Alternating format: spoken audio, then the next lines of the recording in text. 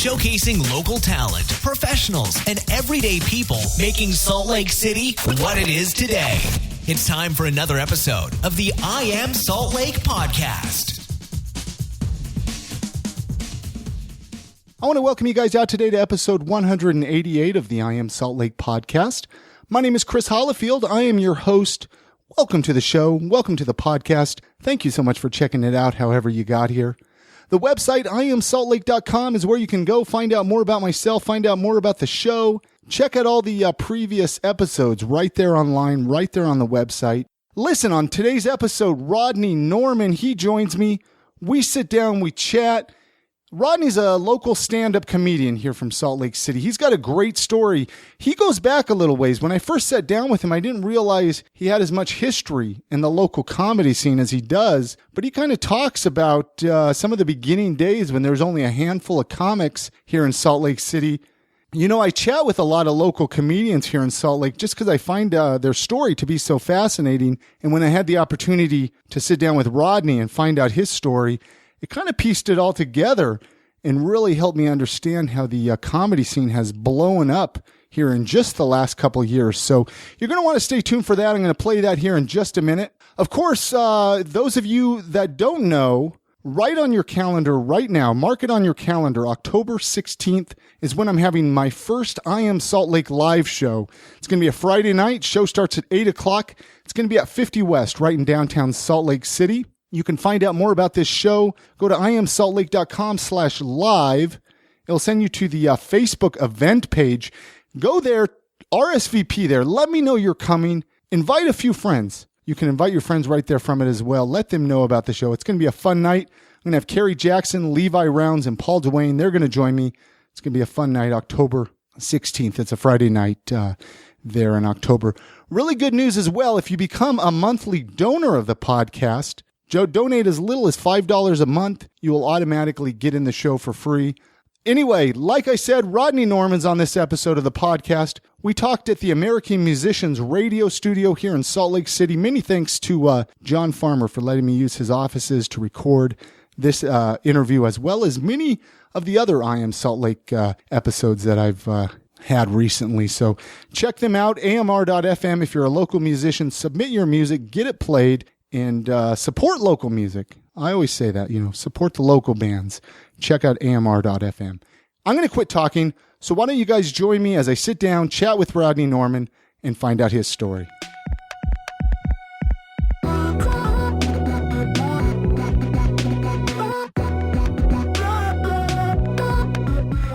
Here you are. Here you are. Where were you even born? Let's kind of back up a ways there. I'm actually, I was born in a city that no longer exists. How does that happen? I was born in Granger, Utah, which is now West Valley City. Pioneer. So on your birth certificate, it saes Granger, Utah. Yes. And now it's not even a legitimate mailing address. Exactly. So it does not even exist. I'm quintessential. I am stuck in an existential angst. It's awesome. I was born with one. But now, you could say West Valley now more. Yeah, West Valley. So more or less in the area. You were born and raised and born and raised. Yeah, first big family years. or what? Yeah, there were 6 of us. I had 3 brothers, 2 sisters. Okay. Youngest, middle, oldest? I was the fourth child. So I was right in the middle. I was in the middle of the boys and in the middle of the whole crew because we're bookended by the girls. My oldest and my youngest in our family were girls, and then we had the 4 boys. What was Rodney like as a young child? Were you getting into trouble or a pretty good kid? I was a good kid. I really was. I was. And are you just saying that because you don't want to, people listening to know? I was just a nice kid. I got into mischievous trouble, but not quite. Well, I went to jail once when I was 5. For what? What did you go to jail for? Oh, this was funny. Let's hear it. We were in Provo. We were at the Memorial Pool in Provo, and I said I was 5 years old. Excuse me. And I was swimming. We used to go there swimming almost, through the summer because at the time we were living in Provo, I've lived probably Provo more than anywhere else in my life, as a kid. But my grandparents were there, and so we were living there. So we'd go to Provo and pool all the time. And I went into the locker room one day, and I caught these two older kids going through lockers and taking change. And I'm like, hey, what are you guys doing? And they said, well, the manager wants us to collect money from the people who don't pay for lockers. And we're allowed to keep it. We're just teaching these people a lesson that they should lock their lockers. I'm 5 years old. I'm thinking, oh, okay, whatever. Why would an older boy lie to me? That's my thought. Sure. And he goes, you want to help us? And I'm like, well, of course I want to help. So they had me be a lookout. And I would stand there, and if somebody was coming in, I would start coughing or something and let them know, and then they would stop and just kind of hang out, and then people would leave, and then we'd go back to doing it. Well, after a while, they decided that it was my turn to go through the lockers, and they would look out. So the one kid left. His parents came and got him, and he had left. So it was just me and this one other dude, and he's supposed to be doing the lookout, and I'm going through the lockers. So I'm really nervous about this. So I open up a locker, and I'm looking, and I didn't want to go through anybody's pockets or anything. I just kind of opened it. If there was change sitting there, I was thinking I'd grab it. Well, I wouldn't get into the locker. So the kid comes over. He stops doing the lookout. He comes over, and he starts going through the locker. So I'm standing there with him. He's going through the locker looking for stuff. At that point, this other boy who was a teenager comes in, sees us, and it just, happenstance, it was his locker that we were standing in front of. And so he grabs us, and he goes and gets the manager. And I'm explaining, no, the manager knows all about it.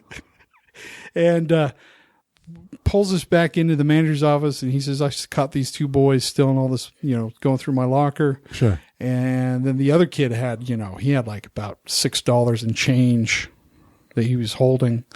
And so the manager called our parents, and my mom comes over, and she's just crying. I'm not going to raise a thief. And I got banned from the Provo pool for. Your picture's still up there. I think it could be. I don't know. I haven't been back. So, so my mom's in tears that I'm not going to raise a thief. So she took me to the Provo City Police Department. I'm still in my swimsuit. That's all I have on is my swimsuit. I'm barefoot. No T-shirt, nothing. Nothing. Just to create a visual here for people listening. Just dripping, probably. Dripping wet. Yeah. Swimsuit. That's it. And she takes my butt over to the Provo City Police Department. She runs in and she tells them what's going on. My grandmother's in the car, and she's just giving me the riot act about being a thief. And I'm sitting there, I'm crying, and I'm like, don't put me in jail. Don't put me, like, I'm scared. So my mom comes out with an officer. Officer comes out, gets me out of the car, handcuffs me, and does the perp walk up the steps into the police department. And you're probably scared. Oh, I'm scared to death. I'm 5 years old. And they fingerprint me. They took my picture. Yeah. And then the officer, he talked to me and went into the jail cell. At this point, they unhandcuffed me, and they're sitting there tied, so you're not really under arrest. But, you need to know what happens if you become a criminal. And so I went through, and they showed me the jails, locked me up in a jail cell for a little while. Gave me a tour of the police department. And from that moment on, I was a big fan of the police. They were all really cool to me. But you were a changed man. I was a changed man. Not that, I didn't think I was doing anything wrong, but boy, that really cemented in my mind, don't piss off the police. Of course. So have you been arrested since? I did get arrested one time for changing a tire on the interstate. Really? Yeah. Who would have thought you I was expecting you to tell me, no, I've never been arrested, Chris. Oh no. And then you told me, so you're like a tire of your own car? We had this van. We had this old van. This was in Missouri. We had this old van. Were you living there in Missouri at the time? Yeah, I was living in Missouri. That's where I started doing stand-up comedy. Okay, we'll get into that here shortly. But so we had this old van, and I was in this theater production of Nuts, if you're familiar with that play. I'm not. And we was on, and we had, so we did the play Saturday night, was in Kansas City, And then we had a friend or someone who had some issues with a car. So I had gotten off the play and at midnight, driven in this van to go help my friend. And then on the way back, the tire blew out on the van. So but we didn't have a spare, didn't have AAA. So we left the van there with the idea that my wife came and got me. And we went back home. The idea was I'd get up the next morning, go over there, fix the tire, get the tire that's broke or that's flat. Sure. Take it off, put it in my car, drive over, get a new tire put on, go back, fix it with this time with the wife, pick her up and get the tire, go back, get the van and go home. That was the plan. And then I had I had a show that night. So I was it was actually a matinee that day. And, so I get there and this is, it's early morning. It's like 9 o'clock in the morning. Uh-huh. And I pull it behind and not think anything of it. I get out, I go up and I start working on the tire. Well, an officer sees me.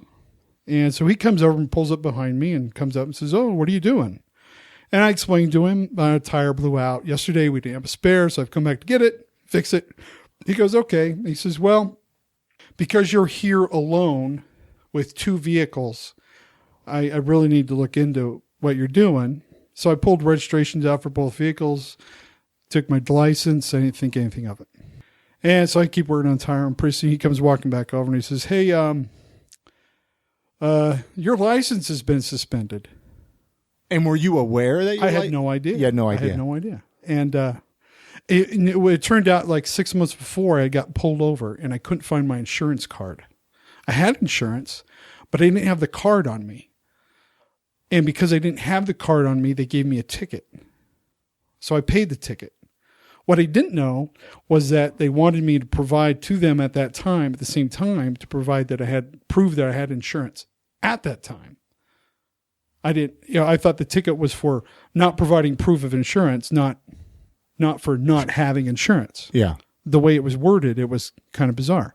So the state of Missouri suspended my license because of insurance. So he arrests me, and it's his like first on day. the spot arrest you. On the spot, arrest me. So I'm there with both cars. My wife is home. She's a good 30 miles away with no transportation because I have both vehicles.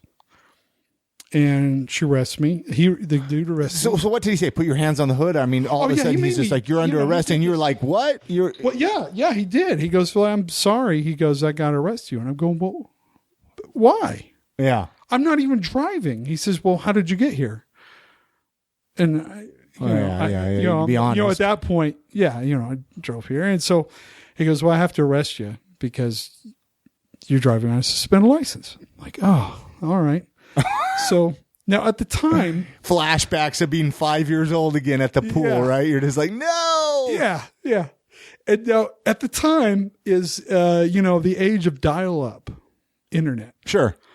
And so the guy arrests me. He has me do the hands in front with your wrists together. Uh-huh. So your hands are kind of doing this little butterfly thing.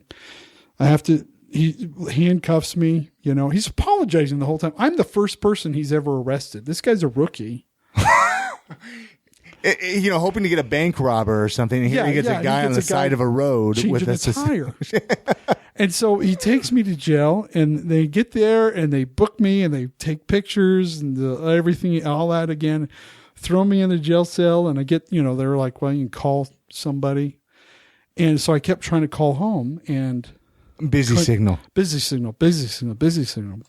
And so just on a whim, I called my mom, who's back in Utah. I tell her, "Mom, I'm in jail. Suspended license. I'm trying to get a hold of Tressa. I can't get a hold of her. Can you please keep calling her and let her know I'm in this county jail, blah, blah, blah." Told her. So she wrote everything down.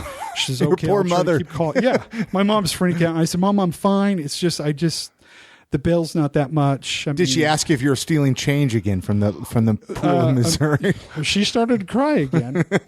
But so I'm sitting there in jail with the guy who, there was one dude who, this was funny. It was his 21st birthday. Yeah. the day before, and a bunch of his buddies took him out and got him drunk. And then they got in the back of this truck and started shooting firecrackers and bottle rockets out of the back of this truck. And as they were going down this country road in Missouri, shot one of them at an old farmhouse, and it caught on fire. Ooh. Well, the people in the house came out, saw the truck, got a picture of it, called the police. And this dude, they went partying all night long, and then they just dropped him off at his house. And he was so drunk, he was just passed out on the front lawn.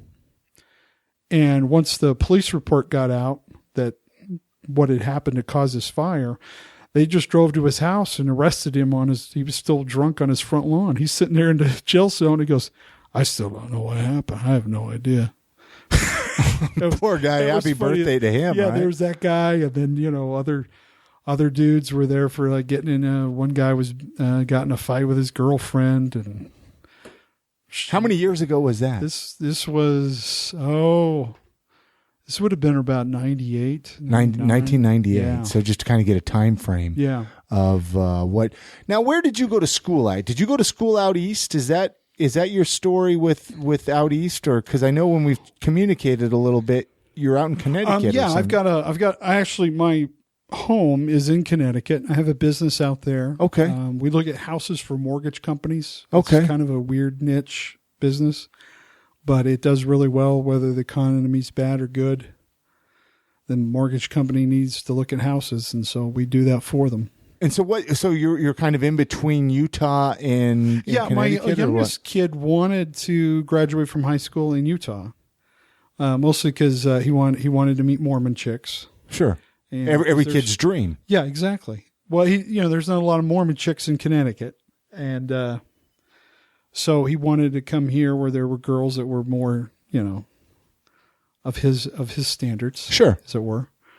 Which as a father, I'm sure that I'm excited. You're like, well, that's cool. I could support that. Sure, I could dig that. I'm not a fan of public schools. We homeschooled the older three. We really, have 4 kids. I was homeschooled. Yeah, it's awesome. Yeah, and because we could go and do stuff, and we're in Connecticut. We took the kids to the Bunker Hill Museum.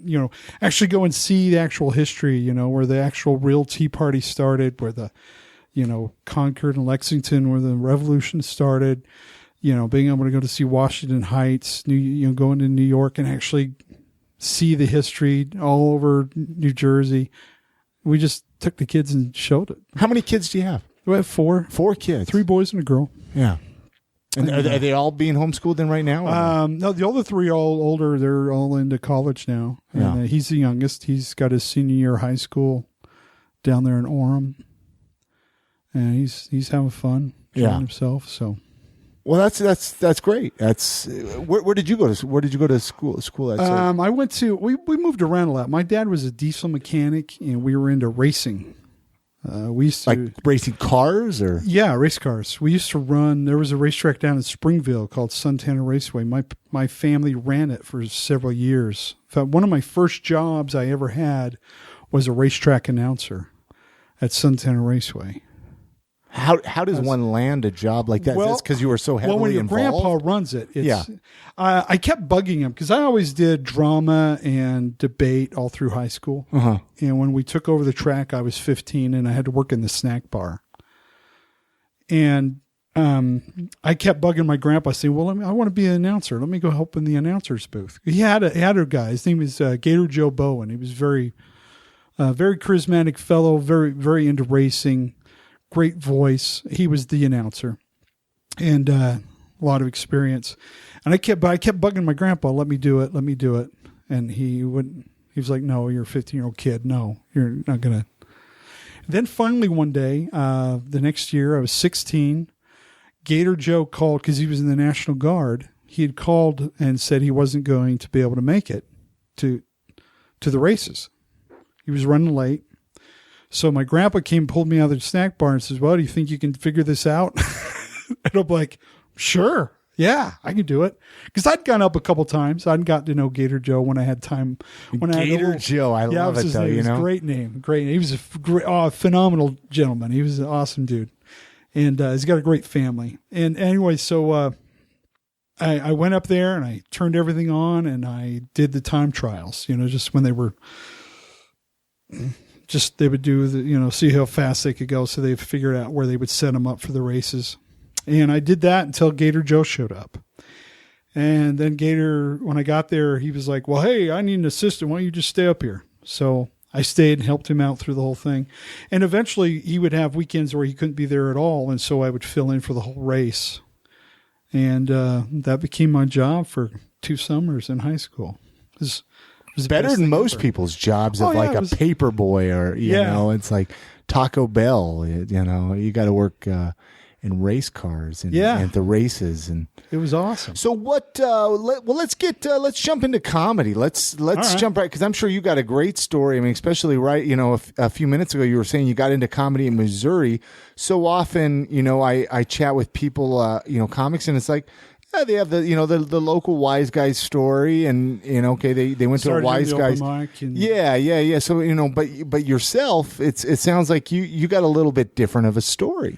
Yeah, well, my wife, contrary to most comedians, my wife wanted me to do stand-up comedy. Really? Well, why? Well, I mean, talk about that. Well, when I've been into acting. I've done improv and done theater, like plays. Yeah, plays. Yeah, and. Excuse me. No, you're fine. And so when we first got married, I was in the Marine Corps. And I used to do this bit where I would pretend to be a gay drill instructor. And it was just a ridiculous, silly thing. You did the bit in the Marines? Yeah, when I was in the Marine Corps. It was just something I would do, just a funny thing. And I would always make fun of people in my unit. Just love making people laugh. So my wife kept pushing me to do stand-up. I'd been doing some acting. I'd done some extra work in like Independence Day and I Know What You Did Last Summer. I just kind of pop up in the background. So you're actually in those films then? Yeah. You're in those. Wow. Yeah. Like, so if I go back and watch them, I'll be able to find you? Yeah, there's a couple places where you can see me. Really? In Independence Day, this was fun. They filmed it out in Wendover, out there at the hangars, the old World War II hangars. Uh-huh. And there's a scene where Will Smith shoots down the alien, and they come to wheel him into into what's supposed to be Area 51, I guess. Uh-huh. And when the soldiers are pushing actually, I would say it was Marines because we're better, and so They pull the monster out of the alien out of the back of a truck, put him on a gurney, and run him inside. I'm the one at the head of the gurney. I'm that guy. That I was supposed to. They were going to fly me to California because that character, that guy at the head of the thing, is the first one killed by an alien in the movie. I would have been that guy, but they changed and decided to edit it differently, and they got a California actor to be that guy. But I was supposed to be the first one killed by the aliens. Well, it was awesome. Did you meet Will Smith then? I did. Wow. I corrected his salute because I'd just gotten out of the Marine Corps when they were filming it. And he's supposed to be a Marine pilot. Sure. And what was that like, though, meeting Will Smith? It was he was a nice guy. He was really just... I thought it was funny because he had a huge posse that hung out with him. Well, it's Will Smith, of course. I mean, that's how we all imagined. And he had one guy who his whole job was to make sure that Will Smith looked really good on film. And the guy had overriding thing. If they filmed something and he didn't like the way Will Smith looked, they would refilm it. And there were a couple times that they didn't think he looked puffed up enough.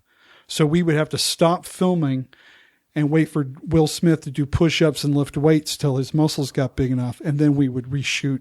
It was really funny. But they had one guy who his whole job was to make sure Will Smith looked pumped up during the filming. Wow. Can you imagine that job? And I'm sure he gets paid well, too. Oh, yeah. Yeah. So, I mean, let's back up a little bit there. What got you into acting then? I've always just loved doing it, Okay. I used to do skits with my cousin, Jeff, when we were in grade school, kind of scouting.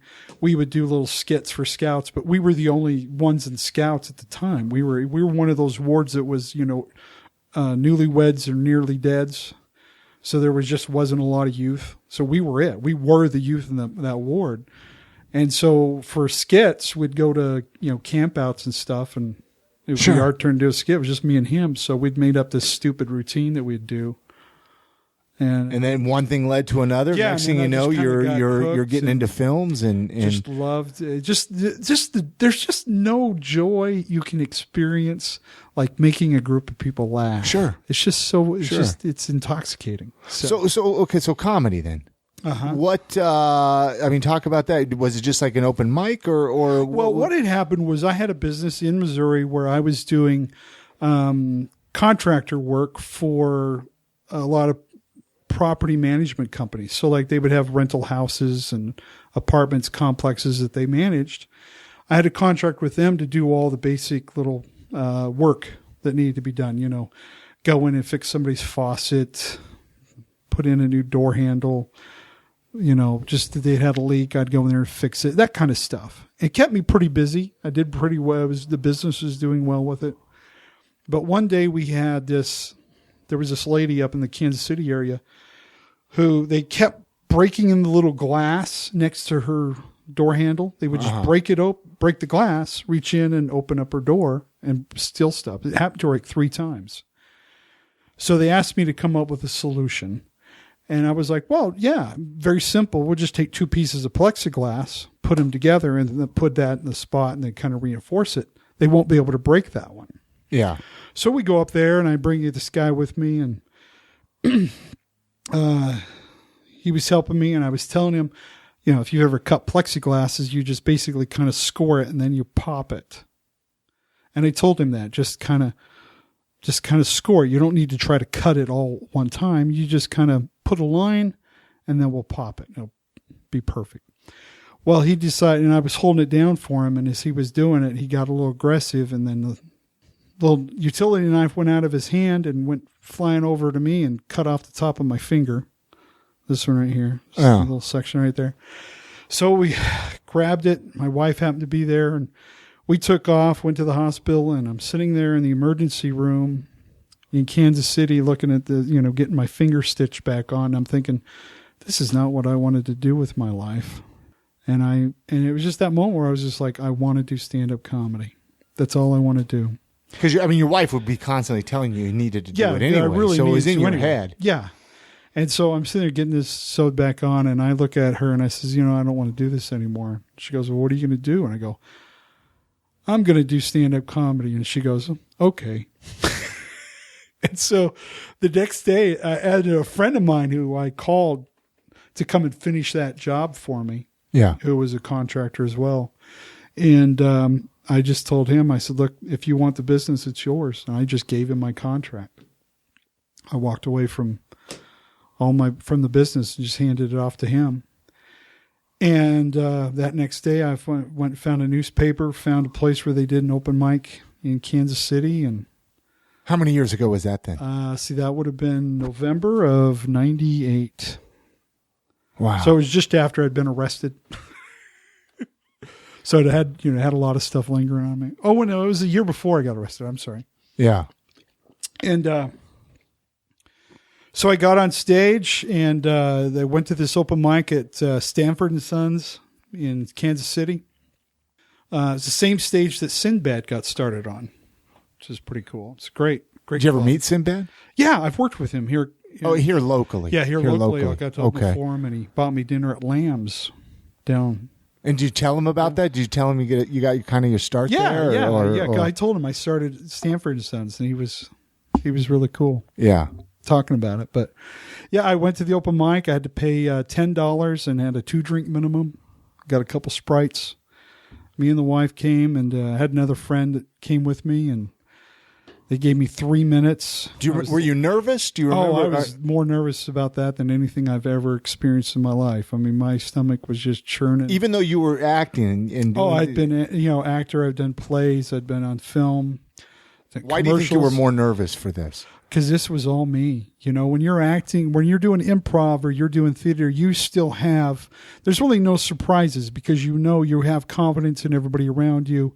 You have a safety net. Of course. But comedy, there's no safety net. It's either you either succeed or you fail. And it's all on you. There's no There's nobody else. It's just you up there in front of this group of strangers, and you got to say something to make them laugh. And I was the last one on the thing because I was, the new guy. I was the only new guy there. How many people do you think were there total? The place was packed. There was probably over 100 people in the club. It would seat probably around 200, I would say. So it was pretty packed, pretty full. Packed. It was a good-sized crowd. And I got up there and got a couple chuckles. I didn't embarrass myself. I didn't kill by any means, but I got a couple laughs. And boy, once that happened, you were hooked. I was hooked. So did you go back the next week then? Oh, I went back every single week. Really? Yeah. And it was a good hour drive from where we were living. So, but I would drive an hour, pay my $10 and buy my, $7 each Sprite. How long was this going on for? How long? I mean, like every week because I'm just trying to Missouri to Utah then. Like what? Well, yeah, I did. Well, what had happened was I had been doing that for about 4 weeks. Okay. And the fourth week I came off stage, another comic came up to me and he says, "Hey, you're really funny. But you're only doing comedy once a week." I said, "Well, yeah, this is it." And he goes, "What you ought to do is go find a bunch of little bars and tell them you'll bring a comedy show for $50 and free drinks for your comics." He says, "Go find some of these other guys who've been doing comedy a while, invite them to come and do 15, 20 minutes. They'll be thrilled just to do it. And then you could do MC and you can get more time doing comedy, running your own shows." And I never even thought of that. So I went back and we lived in a college town, where Central Missouri State University was, and they had a bunch of old bars there. So I went and talked to all of them, and I set up 4 nights of comedy every month, one at a different bar each week through the month. And I'd invite these guys from Kansas City to come out, and I started promoting my own shows. So I actually made my first paid gig as a comedian was within 2 months of starting. Wow. I got paid $15 to do a New Year's Eve show at a bar in Warrensburg, Missouri, and I was off to the races. I considered myself a professional at that point in time, and I was off and running. And we were there for a few more months and decided to actually move to Reno. I had made some connections with comedians in Reno, Nevada, so I was going to go there and do comedy full time. I figured that'd be a good spot because I'd be close to not that far from California. Could go down and do Vegas. Reno's still kind of a smaller market, so I could get a lot of stage time. And we stopped in Utah to visit with family. And the weirdest thing was that the weekend before we left Missouri, I was on a church service project. We were helping this guy clear a fence line for his farm. And unbeknownst to me, I didn't know this, but apparently I am very, very susceptible to poison ivy. Like more so than the normal person. Like I'm practically allergic to poison ivy. So if you walk like 20 feet away from it, it's just going to get you. Yeah. If I just brush a little bit on it, my whole arm will break out. I mean, it was insane. So I got it on my feet. I was wearing shorts. So by the time we got to Utah that next week, my feet and legs were just swollen. I couldn't walk. I mean, it was terrible. So I had to go to the hospital, and they put me on antibiotics and everything. And so I couldn't walk for 2 weeks. So we were stuck in Utah, staying at my wife's Where in family. Utah? Like Lehi. Lehi, okay. My wife's parents have a farm in Lehi, and they had just built this big barn that had an apartment in it. And so we stayed there, and that's how I got stuck in Utah. And I mean, but you liked it. You're like, okay, yeah. Utah's all right. So this is an all right place. Yeah, it was just tough, because living with the in-laws, but but we paid our keep because they had cattle and horses, and we fed the cattle and the horses every day and helped with the farm. So we were working, and then I got a job working for UTA for the tracks. Like driving the tracks? No, I worked in the shop at night. They would come in, we'd clean them and fix them up for the next day. So it was so often when I first started doing comedy, I would do shows at night. Then as soon as I was done, I'd go to tracks and work until 8 a.m. And where did you start comedy in Utah? Was that the Wise Guys? No, actually, this was before Wise Guys. There was a guy named Dean Evans. I think he's moved on to California now. I haven't heard that name yet. Yeah, he was around here, and he was running an open mic at a VFW up on Highland Drive. And I found out through one of I think it was City Weekly. It posted in one of the back things that they did comedy there. So I showed up, started doing open mic, and I met him, and I met Keith Stubbs, Scott Bennett, and Bent Washburn all the same night. It was kind of funny. They were all at this open mic, and they were telling me there was this other one that they were doing downtown at some other club. So I followed them down. We did a show there, and then I just got talking to Keith Stubbs, found out that he was doing shows on Saturday nights at Broovies. Up in Ogden? No, down in Salt Lake, Broovies in Salt Lake. Oh, Broovies. Yeah. Broovies. I was thinking Brewskis or something up in Ogden. Yeah. Broovies. And so I was like, well, can I come and help? And he's like, yeah. So I showed up the next one he had there. And he goes, well, I haven't got stage time for you. And I'm like, I'm just here to help. So I helped take tickets that first night. And then the next night I showed back up. He's like, okay, I'll give you 5 minutes. So I got to do 5 minutes on the show. And it was the first time I'd ever been part of what I thought of was a real club kind of show. Because it was a good sized crowd. It was in Broovies. It was run by a guy who was an actual accomplished comedian. Uh-huh. It was the crowning jewel of my comedy career was to get to do the 5 minutes at Broovies on a show at 11 o'clock at night, and loved it. It was awesome. Went well, and so he did the Broovies for a couple months, and I would go whenever he'd give me a chance to get on stage. I would do it. He eventually moved back to Seattle area, and the people running Broovies didn't really care for me too much, so I just never got stage time anymore. Why didn't they care for you? I don't know. Just person. I don't know. I think it was just because I was clean and they didn't. People, you run into that. At that time they couldn't appreciate a clean comic. Yeah, I was probably the only active Mormon that was trying to do comedy at the time. I was it. Everybody else was, let's just say, going in a different direction. What are your thoughts on that? I mean, since you bring that up, what do you think it's tougher to be a clean comic or comedy is tough regardless? Sure. I think people have a tendency to kind of, you find your little things that you lean on, and I think swearing and going dirty is something that people perceive as being easy. So they try to go there. But I think audiences are becoming more sophisticated that you can't get away with it like you used to. It used to be there was a shock value to someone getting up there and dropping an F-bomb and talking about, raping babies or whatever it is. But nowadays you've just got to be clever. You've got to be funny, because you just doing it for the shock value, I just don't think it works anymore. So I mean, would you say a dirty comic offends you? No. I think if you get into comedy and you're offended easily, you need to get out of comedy. Does anything offend you in comedy? No. Really? No. I mean, there's some. Do you think though comedians the only thing that offends me too far? The only thing that offends me is when somebody does something that's shocking but it's not funny. I'm offended for comedy. I'm like, if you can't be funny, just stop.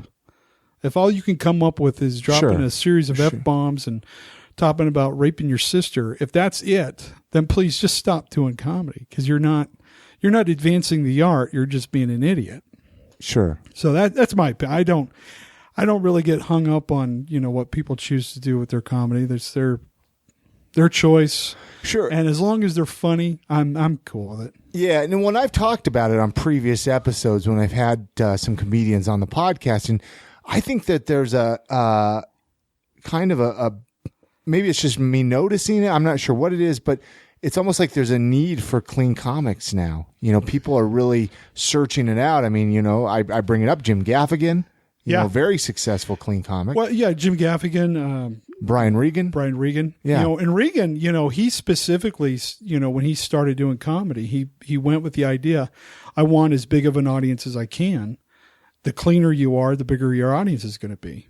You're going to have, the real money is in corporate gigs, and corporate, big companies are not going to bring you in if you're, talking about dildos and all that that kind of crap. Sure. They want a clean comic. They want. So then why aren't there more clean embarrass them. comics in? I think people, if that's where the money well, is, I think though? the perception is that they think that they're standing up for their First Amendment rights, or they're changing the world by breaking down normal ideas of society. I have no idea. I think I think some of it is just that they're just excited to, someone gave them a microphone and they get to use potty words and they're excited about it. I don't know why people do it, but yeah, if you're a cleaner comic, you'll get more work.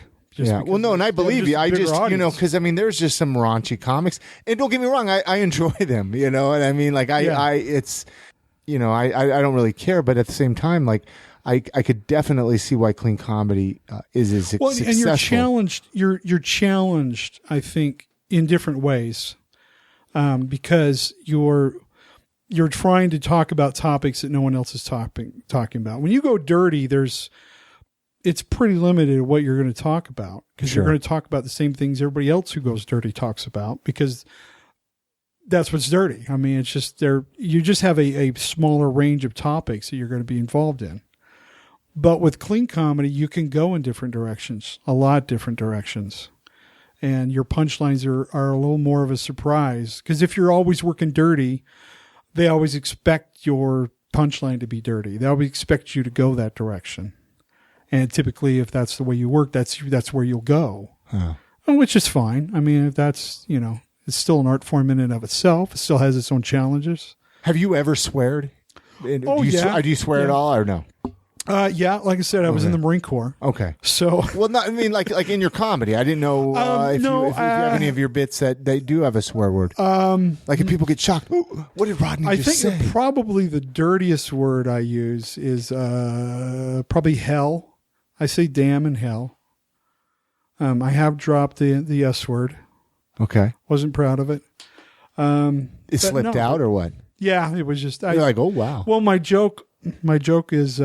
Let's say I don't even do this one anymore, so I'm happy to share this one.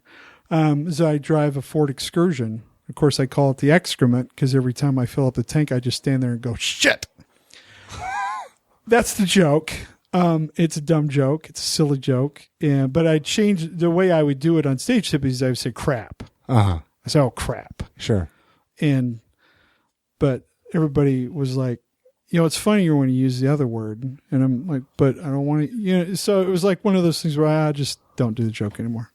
So what makes what makes you decide to retire a joke then? Well, a lot of times it's just, you write something that's better. Okay. You just kind of replace your material as you go. As you get better at writing, you just have stuff you're more excited about doing. And so other jokes just kind of fall away. But not ever entirely. I mean, you can go back and kind of rework them and rewrite them. But some things like, no one drives an excursion anymore. So, and gas prices aren't as bad as they used to be. Sure. So it's just, sometimes some jokes just die with time. So, okay. So you live here in Utah part of the time and part of the time out east. And you're doing comedy both places, right? Comparisons. I mean, what would you say big differences are between Utah comedy and is it Connecticut, right? Where Connecticut, you're at? Connecticut. Yeah. What would you say the biggest? Well, I think the funniest thing to me is when you come back to the whole idea of clean and dirty. Okay. What's clean in Connecticut is very different than what's clean in Utah, because you have and I explain it that you have Utah, you have clean, which for the rest of the world, which is probably at about a PG level, TV clean, PG. Then you have Utah level, which is, I mean, if you say stupid in some crowds, I mean, that saying stupid, or the other one is retarded. Retarded, I think, gets a bigger, more negative reaction than most any words, which is kind of funny. I don't know. I think political correctness. I don't think it's ruined comedy, but it's certainly changed it. It's changed the. But isn't that progression too as a society? And sure. And I think comics who say it's ruining comedy. It's like, no, you just aren't staying up with the times. Sure. You're not communicating with the sensibilities of the times. But yeah. So have you? I mean, you've been involved in comedy for a while. Have you traveled much? Have you hit the road at all? Well, like I said, I was telling you back. I met Keith. Sure. Well, because Keith, I know, was traveling for a while. And, I've had him on the podcast. Yeah, and he came back to Utah, and he started doing shows up at Fats Bar and Grill. It was a little bar. Up at Sugar House. Sugar House. They're in the basement. He was doing shows there. And then I started doing shows out at Jordan Commons in the theaters. And we would do comedy. We'd do hypnosis. Can you hypnotize people? Yeah, I'm a hypnotist as well. I'm a licensed registered hypnotist. We're going to get into that here in a minute. I'll tell you why I got into that too. So anyway, but we do hypnosis shows, improv. It was everything. And so I was running shows there. Keith was running shows at Fats, and just kind of we were helping each other with them. We had a great relationship that way. And finally, we were just like, if we had an actual, just a real club, we could make this work, because we were both pulling in good audiences, but my rent over at what I was paying Jordan Commons was ridiculous. I'd have to sell, before I really made money, I would have to have over 200 people show up because of the rent that I had to pay, plus pay the comics or the acts. So we got thinking about doing our own place. At the time, there was a comedy circuit out at Midvale. But he would never use local comics ever. Keith wouldn't. No, Spin out at Midvale. Oh, okay. Yeah. He did not support the local comedy scene one iota. I mean, just did not. So we thought, let's open a club. So around in January 2001, we decided to do it. And Keith started looking around. We looked at several different locations, came across the place in West Valley. It had been a church. The Wise Guys in West Valley. The Wise Guys in West Valley, before we took it, was a evangelical, born-again Christian church. Really? Yeah. We'd never thought that. Yeah, it was funny. And it was all pink. The entire thing was pink. So you were right, like in the beginning of Wise Guys opening. I was right there. I quit my job at UTA. Okay. See, and I didn't realize this about you. Yeah. Then, I guess. And Keith put all the money up, and once he signed the lease and we got the keys of the place, within 2 weeks, we had that place opened. And it was me, my wife, my brother Michael came over and helped everything. We painted everything and got tables made and just got the place ready, and we opened in 2 weeks. Wow. I had no idea. Yeah, I was part of that. Okay. And so the first 3 years that we were open, I was pretty much the house MC. I MC'd every single show. I ran all the open mics. So a lot of these comics you have, they got started at Wise Guys. I was typically the guy who was MCing at their open mic, their first open mics. So, but you don't do a whole lot of that now, or do you? Well, I'm going to do it tomorrow night. Okay. Just because I'm in town, I'll do it every once in a while. No, after I left, Keith started using a lot of different guys, and it's kind of kept that same system up. But before, when I was here, I was pretty much just the MC for every show, with very few rare occasions. Yeah, I wouldn't. So now, and you're also like an in-house photographer though as well. Well, that has come of late. It's a little hobby I've gotten into, because one thing I've noticed is that comedians, when they first start off, trying to convince their friends that they're actually a comedian is really tough, because they're like, no, really, I've been on shows. I've actually done comedy. People are like, yeah, okay, whatever. You're not funny, Yeah. So just sort of out of a whim, I started taking pictures of comics, because I love photography. And so I had a nice camera, and there's comics on stage. I thought, I'll just start taking pictures. and then post them. And tag them. And tag them Yeah, so on that they Facebook, could, so they could share with their friends and that they could have shows, pictures, really nice pictures to promote themselves. Because I think it helps not only them, but I think it helps the comedy scene in general. That, when you're seeing a picture of a comic on an actual comedy stage versus, in somebody's garage or... Well, like you said, you have a nice camera versus their friend with an iPhone. Yeah, exactly. Like snapping a photo and it's blurry or, Yeah, so I go and take with the highest resolution pictures I can get, and just do it for free. It's just I love comedy and I love comedians and I want to help them. And the scene in Utah, the comedy scene is amazing. I mean, when I first started doing comedy here, there were 6 of us. That was it. There wasn't any real open mic scene. Somebody would set something up at a bar, it'd run for 3 or 4 weeks. The guys at the bar would go, "Oh, I don't think this is working out," and then we'd have to go find another bar, and we'd run it there for a little while. But it wasn't until Wise Guys that we really had a consistent opportunity for somebody to really do stand-up comedy. And just even over the last couple of years, the local scene is just blowing up. It's exploded. I mean, there's over hundreds. I mean, the open mic at Wise Guys, they cut it off at 30 people, and we'll still have another 15, 20 people that want to go on stage, but they just showed up too late. Yeah.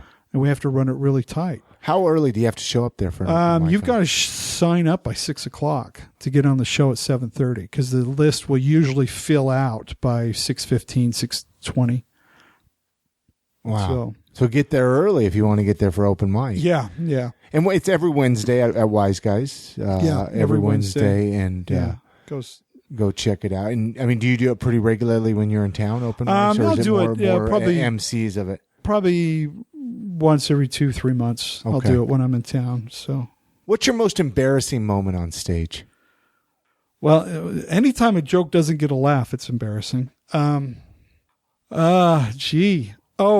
There was one time I was doing a show at Wise Guys, and I completely forgot the name of the next comedian. It was a friend of mine, and I could not remember his name for nothing. And I sat there for like 30 seconds in dead silence trying to remember his name. And then he finally just came up, took the microphone from me, and goes, "It's Tim Thorne." And I'm like, walked off stage. I was mortified. It was terrible.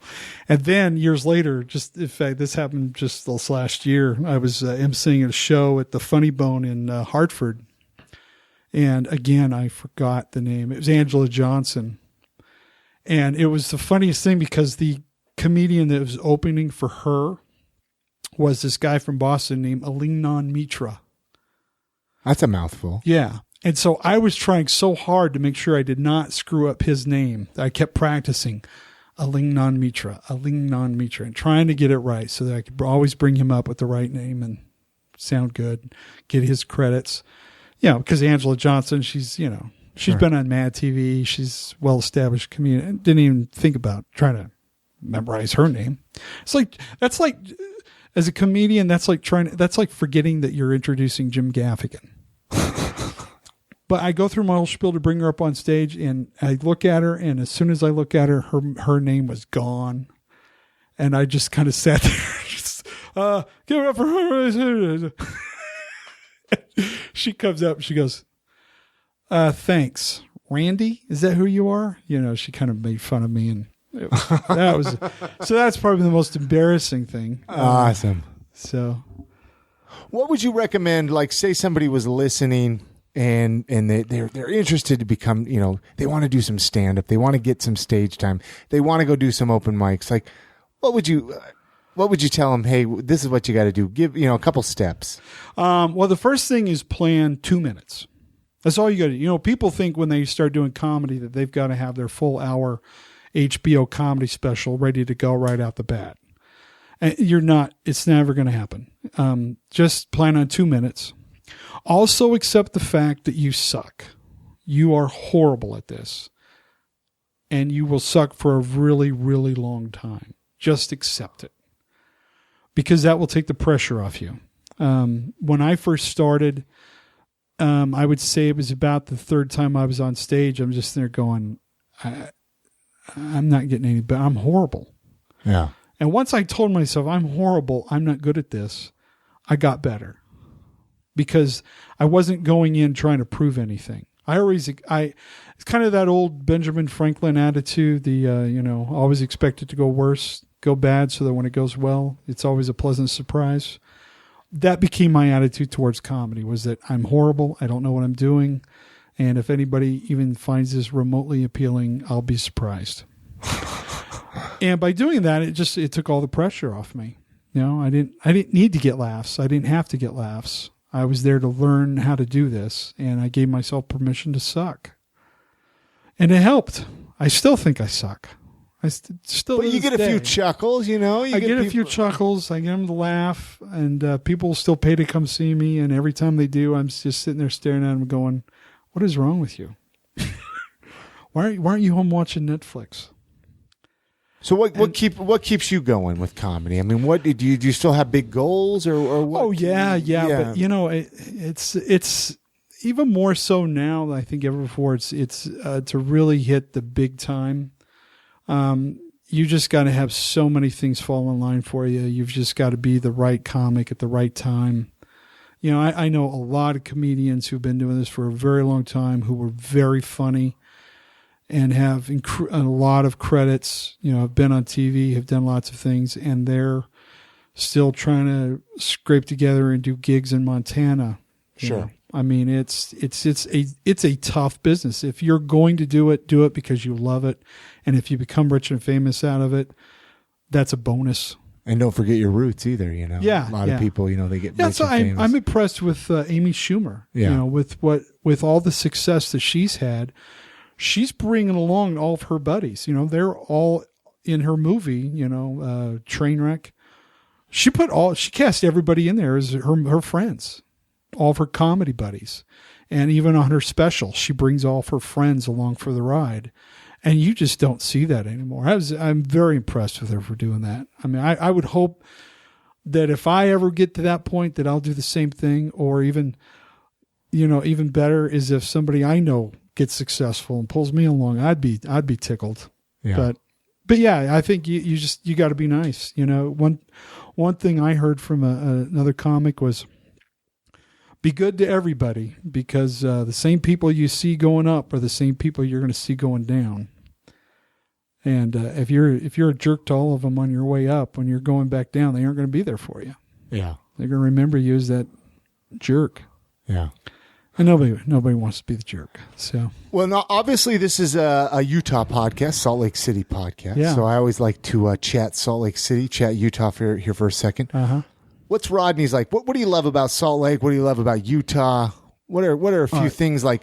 Well, actually, let me rephrase that. Let's say somebody was visiting Utah, specifically Salt Lake City area. What's a couple things that Rodney would say? You got to go check this out. Well, obviously, I think Temple Square. I think whether you're religious or not, you need to go see Temple Square. That's an amazing, amazing thing. The Great Salt Lake. Need to get up to the mountains. You need to go eat at Ruth's Diner. Everybody in Salt Lake needs to go eat at Ruth's Diner at some point. Is that one of your favorite local places? That is one of my favorite. I love the vibe there. It's been a minute since I've been there. Yeah, it's just a great place. It's one of my favorite places to go and write.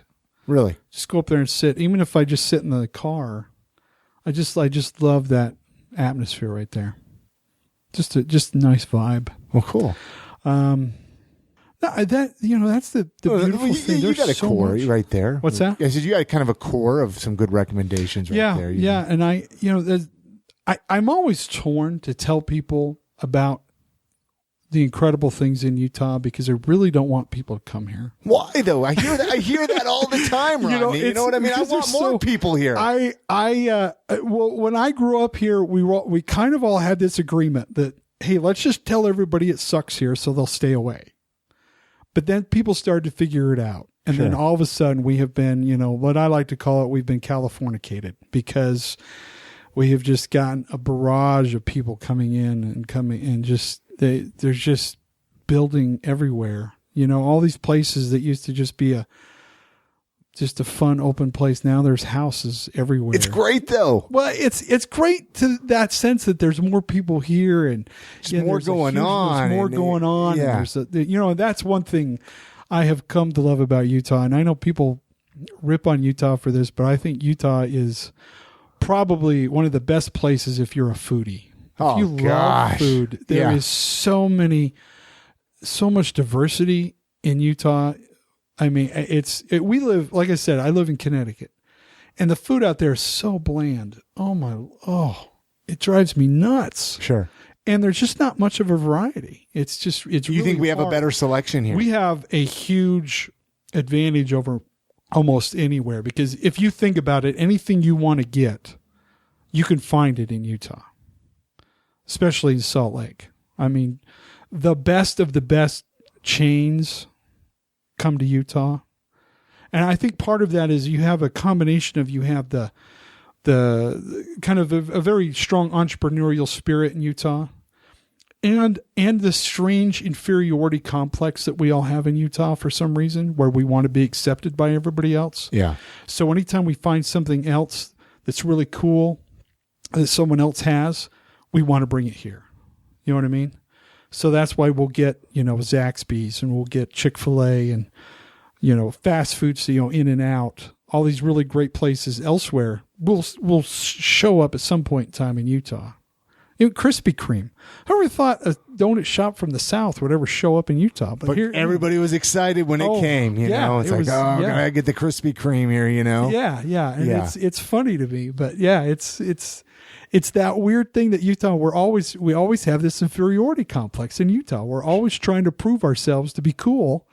So as a result, we kind of overdo it with trying to be cool, but it kind of works out because we get all this really great stuff that comes to Utah. Yeah. And that was one of the challenge actually when we opened the club, was I would never introduce anybody as being a Utah comedian, because if I did, people would get up and go use the bathroom, or they would just like, oh, great, no one from Utah is funny. I mean, that was the attitude that we had to deal with. Really? Yeah. It was just, people just thought, well, if you're from Utah, you're not interesting. So I would just kind of make it as a joke. I would make up someplace. So everybody was always, hey, ladies and gentlemen, a traveling comedian all the way from Orlando, Florida, just passing through. Give it up for so-and-so. And the comedians knew what was going on. Oh, yeah. I would tell them, hey, you're from Orlando tonight. And I would ask them, I say, hey, where all have you been? And like this one guy had lived in Chicago for 6 months doing an internship. So from that moment on, he was from Chicago all the time. And it was funny because Utahns would be like, oh, he's from Chicago. Well, then he's funny, But you'd say, oh, well, give it up, this guy, he lives over in Daybreak.